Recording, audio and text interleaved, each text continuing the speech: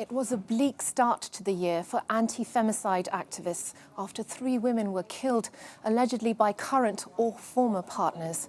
Last year, over 100 women were murdered in domestic abuse-related cases. Campaigners are now calling for tougher government action to combat the violence and have accused authorities of remaining too silent over the recent deaths.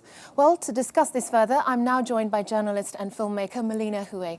Thank you very much for appearing on Euronews. Is there a political consensus in France on the issue?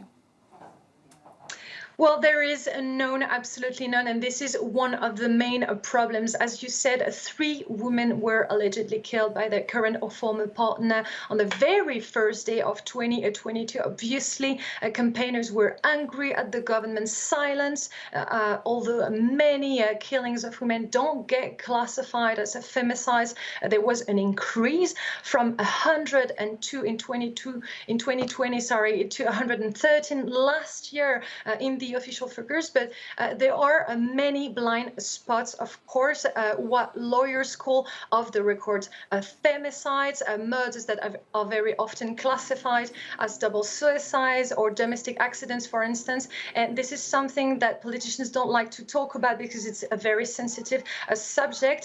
They're very afraid that this thing is going to be a big problem for the coming election. And these figures that we've just talked about, they're underestimated. Of course, it's really hard to say whether it's getting worse, especially with the COVID crisis going on. But one thing is sure is that it's not getting any better. It's not improving at least as fast as it should be according to the government's main objectives.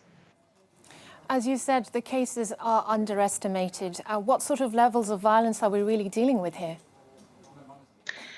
Well, we're dealing with many sorts of violence. We're talking about genital mutilations. We're talking about, of course, femicides, as we call it now, what used to be called as domestic abuse. We're talking about kidnapping, we're talking about psychological violences, financial violences as well.